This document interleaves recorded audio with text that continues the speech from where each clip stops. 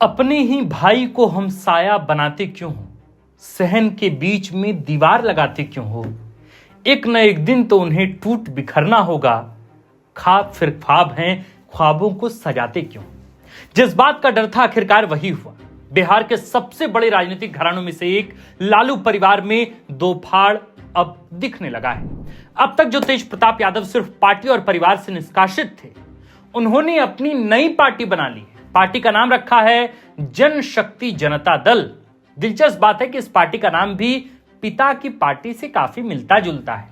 तेज प्रताप यादव द्वारा बनाई गई नई पार्टी, या यूं कहें कि नई पार्टी बनाए जाने से यह बात तो साफ हो गई कि कुछ लोग जो यह कयास लगा रहे थे कि शायद लालू के बड़े बेटे तेज प्रताप यादव वापस राजद में लौट आएंगे, परंतु अब स्थितियों परिस्थितियों के मूल्यांकन के बाद लगता नहीं है कि तेज प्रताप यादव अब वापसी के मूड में है।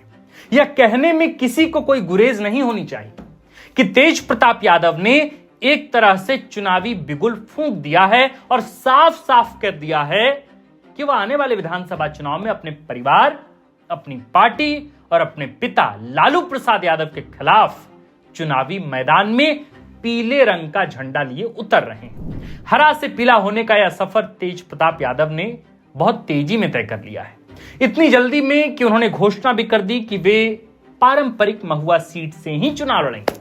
ऐसा लगता है कि तेज प्रताप यादव शायद खुद भी राजद में नहीं लौटना चाहते हैं, क्योंकि उनकी तरफ से भी ऐसी कोई कोशिश नहीं की गई। कल बीबीसी के साथ एक इंटरव्यू में तेजस्वी यादव भी कहते सुने गए कि पिछले कई दिनों से बड़े भाई तेज प्रताप यादव के साथ उनकी कोई बातचीत, कोई संवाद नहीं हुई। एक ट्वीट से शुरू हुआ यह विवाद आज परिवार के बीच दरार की तरह दिख रहा है और आने वाले दिनों में इस दरार के बढ़ने की तमाम संभावनाएं भी नजर आ रही हैं। तो क्या होगा तेज प्रताप यादव का राजनीतिक भविष्य? सवाल बड़ा है। महुआ सीट पर किस तरह बदलेगी राजद के लिए स्थितियां? कितनी सीटों पर चुनाव लड़ेगी तेज प्रताप यादव की जनशक्ति जनता दल? और जब चुनावी मंच पर नजर आएंगे तेज प्रताप, तो कैसे करेंगे अपने भाई और पिता का सामना? आज की इस वीडियो में हम इन्हीं तमाम ज्वलंत सवालों का ढूंढेंगे जवाब और बताएंगे आपको कि बिहार के सबसे बड़े राजनीतिक घराने में बिखराव का संभावित परिणाम आखिर क्या होगा। नमस्कार, जोहार, हमारा नाम आकाश आनंद है और आप देखना शुरू कर चुके हैं बिहार की राजनीति का सबसे सटीक, सबसे विस्तृत विश्लेषणात्मक कार्यक्रम, जिसका नाम है सियासी कहानियां। दरअसल जनशक्ति जनता दल कोई नई पार्टी नहीं है। टीवी9 की एक रिपोर्ट के अनुसार इस पार्टी को 2024 में तेज प्रताप यादव के ही करीबी बालेंद्र दास ने रजिस्टर्ड कराया था, लेकिन तब शायद यह पार्टी एक गैर मान्यता प्राप्त क्षेत्रीय दल के रूप में रजिस्टर हुई थी, जिसके साथ कोई बड़ा सियासी चेहरा नहीं जुड़ा हुआ था, और इसलिए आप में से किसी ने भी इस पार्टी का नाम अब से पहले शायद न सुना। लेकिन परिवार और पार्टी से निकल जाने के बाद तेज प्रताप यादव को अपनी सियासी जमीन बचाने के लिए अपने करीबी बालेंद्र दास की पार्टी जनशक्ति जनता दल का सहारा आखिरकार लेना पड़ा। बालेंद्र दास अब तक इस पार्टी के राष्ट्रीय अध्यक्ष थे, लेकिन अब तेज प्रताप यादव ने अपने नाम पर इस पार्टी का रजिस्ट्रेशन करवा लिया है। मीडिया रिपोर्ट्स के अनुसार तेज प्रताप यादव खुद पार्टी का रजिस्ट्रेशन करवाने के लिए चुनाव आयोग के दफ्तर पहुंचे थे और वहां लगभग 30 मिनट तक अधिकारियों से बातचीत करते रहे, जरूरी कागजात जमा किए, कार्यवाही पूरी की और सोमवार को जनशक्ति जनता दल का, या यूं कहें कि इस पार्टी को चुनाव आयोग ने मान्यता प्रदान कर दी, जिसके साथ ही यह साफ हो गया कि तेज प्रताप यादव को इस बार चुनाव के लिए अपनी नई पार्टी, नया सिंबल मिल गया है। तेज प्रताप यादव ने अपने सोशल मीडिया हैंडल पर लिखा, मैं जनता की सेवा के लिए नई राह चुन रहा हूं। जनशक्ति जनता दल बिहार की गरीबों और पिछड़ों की आवाज बनेगा। इस पूरे प्रकरण के बीच एक बात जो मुझे सोचने पर मजबूर कर रही है, वह यह कि आज से सिर्फ एक साल पहले यानी 2024 में तेज प्रताप यादव के करीबी बालेंद्र दास ने इस पार्टी का रजिस्ट्रेशन क्यों करवाया था? क्या तेज प्रताप यादव को ऐसी किसी परिस्थितियों का भान या आभास पहले से था, या फिर वह अपने लिए पहले से ही एक बैकअप प्लान बनाकर चल रहे थे? मैं ऐसा सिर्फ और सिर्फ इसलिए कह रहा हूं क्योंकि 2024 में यानी आज से सिर्फ और सिर्फ एक साल पहले इस पार्टी का गठन हुआ। इसके बारे में बहुत कम लोग ही जानते हैं। हालांकि इस पार्टी के कुछ उम्मीदवारों ने लोकसभा का चुनाव जरूर लड़ा था, लेकिन यह पार्टी कभी चर्चा का विषय नहीं बन पाई। अब जब तेज प्रताप यादव को पार्टी से यानी कि राजद से निकाला गया, तब उनके पास अपनी एक स्वतंत्र पार्टी बनाने का विकल्प खुला हुआ था। अगर वे अभी किसी नई पार्टी को बनाने की कोशिश करते तो इतने कम समय में शायद यह संभव नहीं हो पाता, लेकिन उनके करीबी द्वारा बनाई गई पार्टी उनके लिए ही, या यूं कहें कि तेज प्रताप के लिए बाहें फैलाई खड़ी थी। ऐसे में इस तरह के कयास लाजमी है कि क्या तेज प्रताप यादव ने अपने लिए पहले ही बैकअप प्लान तैयार कर लिया था। खैर, इसका जवाब तो तेज प्रताप यादव ही दे सकते हैं, लेकिन मामला अब दिलचस्प हो गया है।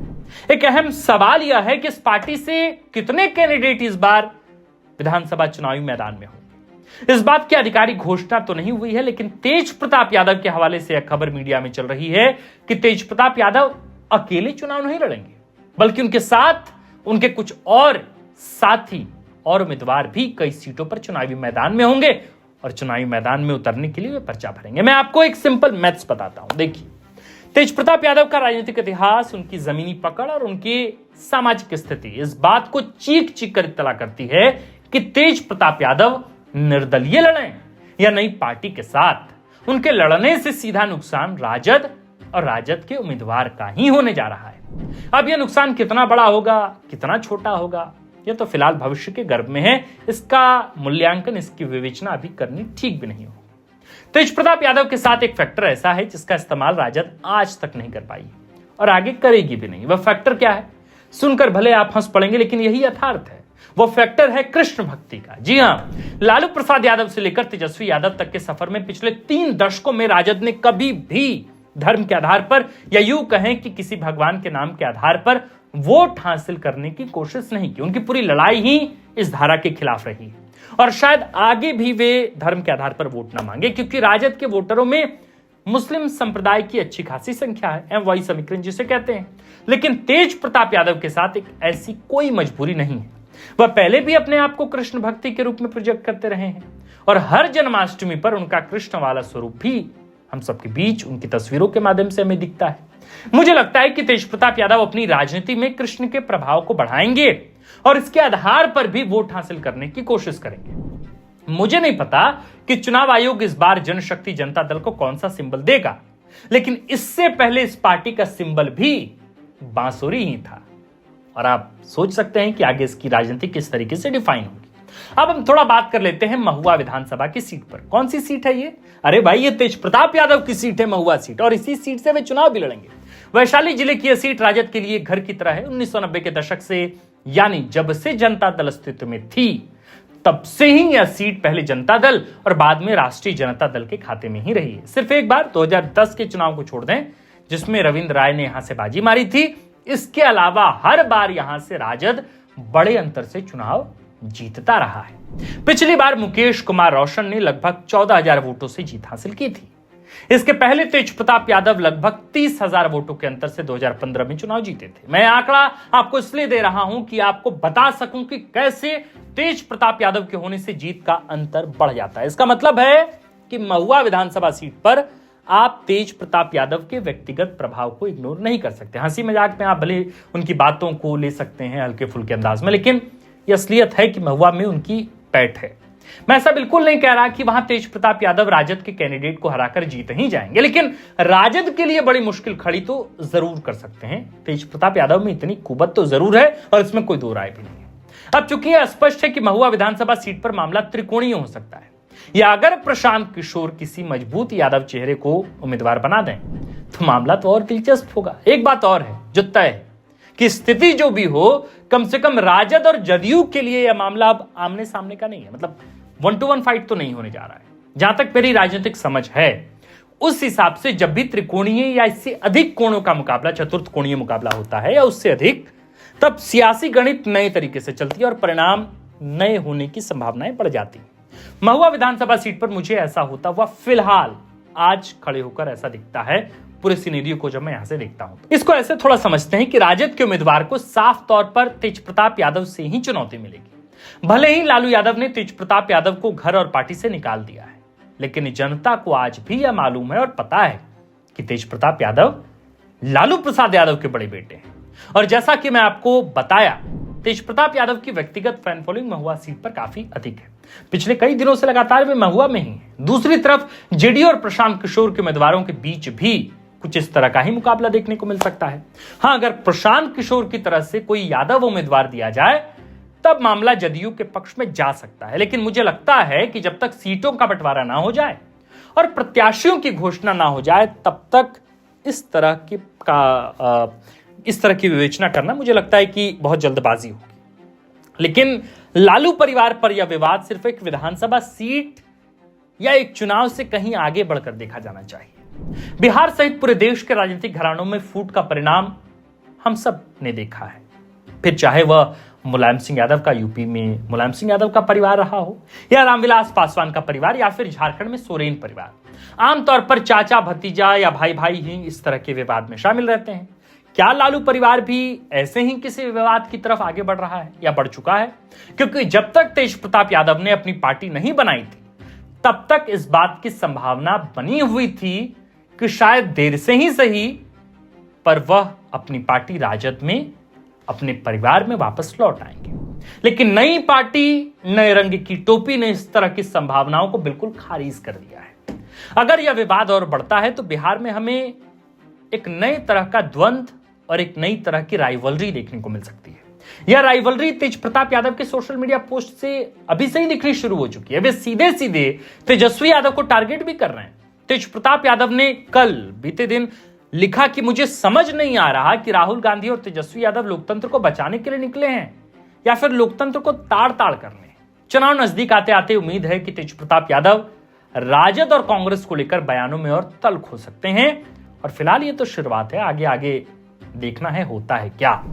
दोस्तों, बिहार की राजनीतिक खासकर लालू परिवार और राजद की रणनीति ने एक नया मोड़ ले लिया है। दोनों भाइयों के रास्ते अलग हो चुके हैं, लेकिन उन्हें चलना एक दूसरे के सामने ही है।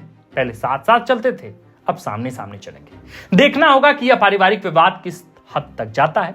इस पूरे मामले पर हम आपकी भी प्रतिक्रिया जानना चाहते हैं। तेजप्रताप यादव के नई पार्टी बनाने के इस फैसले को आप कैसे देखते हैं? अगर वे नई पार्टी नहीं बनाते तो उनके पास कोई और विकल्प था भी नहीं, क्योंकि आप जानते हैं कि इसके अलावा कुछ और उनके पास था नहीं।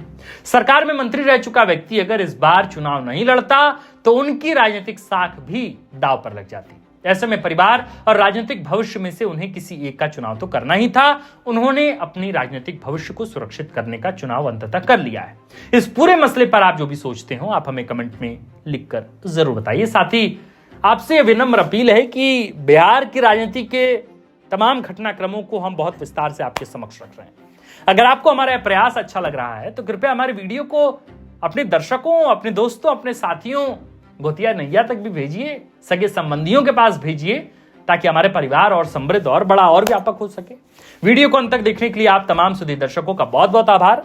आप देख रहे थे फोर्थ पिलर बिहार। हमारा नाम आकाश आनंद है, कैमरे के पीछे हैं नीरज। शुक्रिया।